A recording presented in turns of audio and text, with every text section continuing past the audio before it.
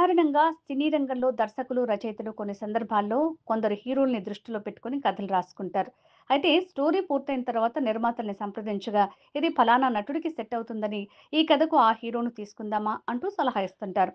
అందులో డైరెక్టర్ కాశీ విశ్వనాథ్ రాసుకున్న ప్రేమ కథ ఒకటి.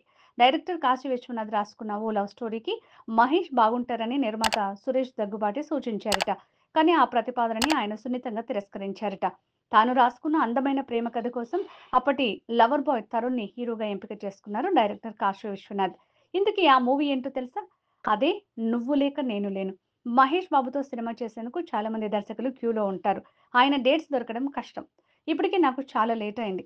ఈ కథకు తరుణ్ సరిగ్గా సరిపోతాడు. 'నువ్వే కావాలి' సినిమాతో సూపర్ హిట్ అందుకున్నాడు అంటూ నిర్మాత సురేష్ బాబుకు చెప్పారట డైరెక్టర్ కాశీ విశ్వనాథ్. 2002 జనవరి 14న విడుదలైన 'నువ్వు లేక నేను లేను' సినిమా భారీ విజయాన్ని అందుకుంది. ఈ సినిమాలో తరుణ్ సరసన హీరోయిన్ ఆర్తి అగర్వాల్ నటించింది. వీరిద్దరి జోడీ ప్రేక్షకుల్ని విశేషంగా ఆకట్టుకుంది. ఇక ఈ చిత్రానికి ఆర్‌పి పట్నాయక్ సంగీతం మరింత హైలైట్ అయింది. ఈ సినిమాలోని ప్రతి సాంగ్ సూపర్ హిట్. ఈ సినిమా తర్వాత తరుణ్‌కి మరింత క్రేజ్ వచ్చింది.